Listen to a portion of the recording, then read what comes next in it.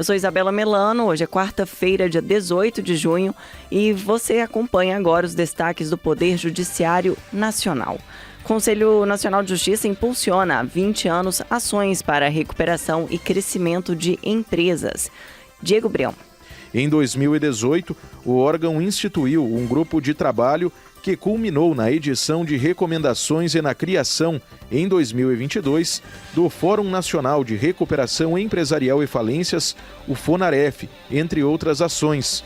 Pedido de esclarecimento interrompe prazo para anular sentença arbitral, mesmo se não for acolhido. E STJ decide: empresas do mesmo grupo podem ser responsabilizadas juntas por corrupção. Priscila Mendes. Segundo o relator do recurso, ministro Paulo Sérgio Domingues, lembrou que o artigo 265 do Código Civil estabelece que a solidariedade não se presume resulta da lei ou da vontade das partes. E ainda, a Justiça define que uso eficaz de equipamento de proteção individual afasta risco para aposentadoria especial. Agora são 6 horas e 14 minutos e o Radar da Justiça começou. Rádio TJ Minas, Radar da Justiça. CNJ impulsiona ações na Justiça para recuperação e crescimento de empresas. Os detalhes com o repórter Diego Brião. O aperfeiçoamento dos fluxos e dos procedimentos para que direitos de donos de negócios, credores e trabalhadores sejam garantidos também faz parte dos desafios assumidos pelo Conselho Nacional de Justiça, o CNJ, ao longo dos seus 20 anos, impulsionando a manutenção de empregos e o fortalecimento da economia brasileira. A recuperação judicial é regulamentada pela Lei nº 11.101 de 2005. No ano de 2020, a lei foi atualizada com mudanças que permitiram, por exemplo, a obtenção de financiamento durante a recuperação judicial, a inclusão dos produtores rurais entre os produtores aptos a solicitar a recuperação e a determinação de um tratamento diferenciado para microempresas e empresas de pequeno porte. No ano passado, foram registrados no Brasil 2.273 pedidos de recuperação judicial, segundo aponta levantamento da empresa de análises sobre crédito Serasa Experian. O número oscila desde o ano de 2020, quando mais de 1.100 empresas haviam recorrido ao Poder Judiciário para conduzir medidas de recuperação. Quanto às falências, o mesmo levantamento contabilizou 690 empresas com decretos emitidos em 2020. No ano passado, foram 949, o que representa aumento de 37%. O CNJ destaca que os trabalhos para aperfeiçoar a gestão de processos de recuperação empresarial e falências na Justiça brasileira são anteriores às primeiras mudanças na Lei de Recuperação e Falência. Em 2018, o órgão instituiu um grupo de trabalho que culminou na edição de recomendações e na criação, em 2022, do Fórum Nacional de Recuperação Empresarial e Falências, o FONAREF, entre outras ações. Da agência Rádio Web, Diego Brião. Empresas do mesmo grupo podem responder solidariamente por crimes da Lei Anticorrupção. Confira a decisão do Superior Tribunal de Justiça com a repórter Priscila Mendes. A primeira turma do Superior Tribunal de Justiça negou o provimento ao recurso ao interpretar as disposições da Lei Anticorrupção número 12.846/2013, no qual uma empresa pedia para ser excluída do polo passivo de ação civil pública proposta contra uma concessionária de serviço público da qual fez parte. Na ação, o Ministério Público Federal questiona a legalidade de adiantamentos em contrato de concessão firmado entre União, o Ministério dos Transportes, o Governo do Paraná, o extinto Departamento Nacional de Estradas de Rodagem, o DR Paraná, e a concessionária Rodovias Integradas do Paraná S.A., que é integrada pela empresa de concessões. Segundo o relator do recurso, ministro Paulo Sérgio Domingues, lembrou que o artigo 265 do Código Civil estabelece que a solidariedade não se presume resulta da lei ou da vontade das partes. Para o ministro, interpretar de modo diverso os dispositivos legais tornaria inócuo o objetivo da lei anticorrupção, que é coibir ilicitudes cometidas em detrimento do interesse público. Da agência Rádio Web, Priscila Mendes. O Superior Tribunal de Justiça confirmou que o prazo de 90 dias para contestar Uma sentença arbitral só começa a contar após a notificação da decisão sobre um pedido de esclarecimentos, mesmo que esse pedido seja rejeitado. O caso analisado pela terceira turma do STJ envolvia uma disputa resolvida por arbitragem em Goiânia. Uma das partes pediu esclarecimento sobre a sentença, mas o árbitro manteve a decisão original. Mesmo assim, o STJ entendeu que o prazo para anular a sentença só recomeçou após a notificação da resposta ao pedido de esclarecimentos. A ministra Nancy Andrighi, relatora do caso, explicou que o pedido de esclarecimentos contempla a sentença e, por isso, interrompe o prazo decadencial, independentemente de ser ou não acolhido. Com isso, a ação para anular a decisão arbitral foi considerada dentro do prazo legal.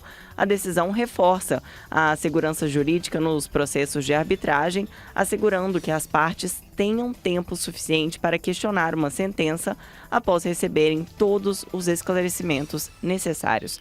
Agora são 6 horas e 19 minutos. No próximo bloco, o Supremo Tribunal Federal aciona governo federal e pede esclarecimentos sobre medicamento. E ainda, a STJ define que o uso eficaz de equipamento de proteção individual afasta risco para a aposentadoria especial. O Radar da Justiça volta já.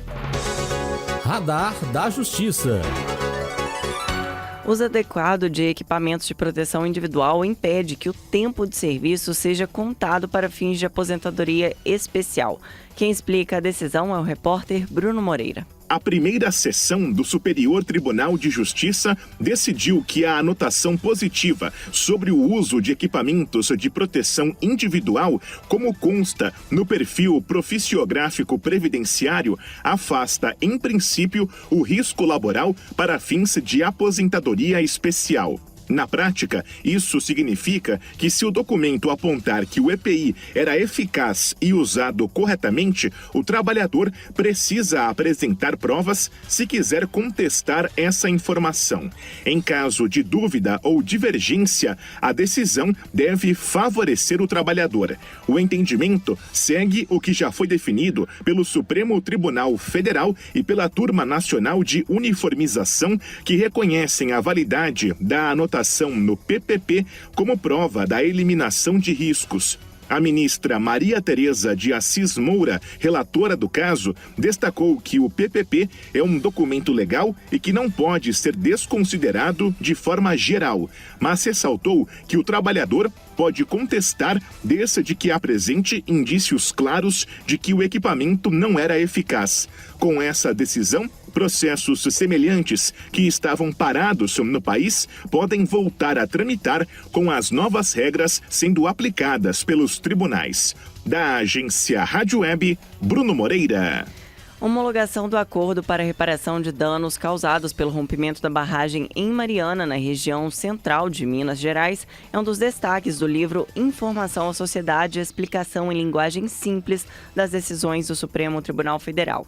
A obra inédita vai ser lançada amanhã na Bienal do Livro, no Rio de Janeiro, pelo presidente do STF, Luiz Roberto Barroso. O livro, produzido internamente pela Corte, tem como base o projeto homônimo Informação à Sociedade, que oferece um resumo didático dos julgamentos presenciais e dos principais virtuais realizados no tribunal. A iniciativa alcançou, em abril, 124 casos reunidos agora no manuscrito. Entre os temas também estão a definição da regra aplicável à distribuição sobre vagas nas eleições para o Legislativo e a possibilidade de recusa à transfusão de sangue por testemunhas de Jeová.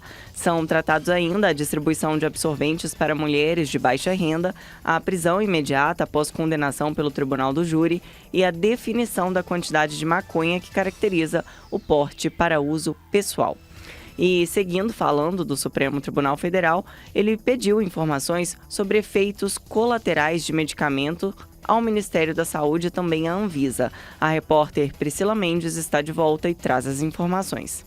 O ministro Gilmar Mendes, membro mais antigo do Supremo Tribunal Federal, pediu informações ao Ministério da Saúde, a Anvisa, Agência Nacional de Vigilância Sanitária, e a farmacêutica Roche Brasil sobre a gravidade dos efeitos colaterais do medicamento Elevidys, indicado para tratamento de distrofia muscular do Duchenne. O despacho foi prestado pelo ministro, que questionou se houve alteração da classificação da segurança para o uso do medicamento em pacientes menores de 8 anos, idade em que o medicamento foi aprovado pela Anvisa no Brasil, após relatos de morte por insuficiência hepática de 2 pacientes estrangeiros e de uma criança brasileira que teve o quadro de saúde afetado por complicações gripais após o uso do medicamento. O relator também solicitou informações sobre efeitos colaterais graves e permanentes em crianças que receberam o tratamento no Brasil. O ministro também exigiu informações sobre a extensão da suspensão determinada pela Roche. Da agência Rádio Web, Priscila Mendes. 6 horas e 25 minutos a seguir, um giro pelos tribunais do Brasil. Radar da Justiça. Vamos agora saber o que é notícia nas cortes do Brasil. O Grupo de Monitoramento e Fiscalização dos Sistemas Carcerário e Socioeducativo do Tribunal de Justiça da Paraíba, em parceria com a Escola Superior da Magistratura, realizou um workshop voltado à qualificação do Sistema Nacional de Atendimento Socioeducativo, com foco no preenchimento do Cadastro Nacional de Inspeções em unidades e programas do socioeducativo e também os impactos. A formação foi destinada a magistrados e servidores que atuam em varas com competência infracional. E a Justiça de Santa Catarina regulamenta depoimento especial nas ações de família sobre alienação parental. Mércia Lívia. O Poder Judiciário de Santa Catarina, por meio da resolução conjunta, regulamentou o depoimento especial de crianças e adolescentes nas ações de família em que se discute a alienação parental. O depoimento especial é um processo de entrevista conduzido por um profissional capacitado pela Coordenadoria Estadual da Infância e da Juventude, em uma sala reservada e acolhedora, que tem por objetivo minimizar o trauma e a revitimização da criança e do adolescente.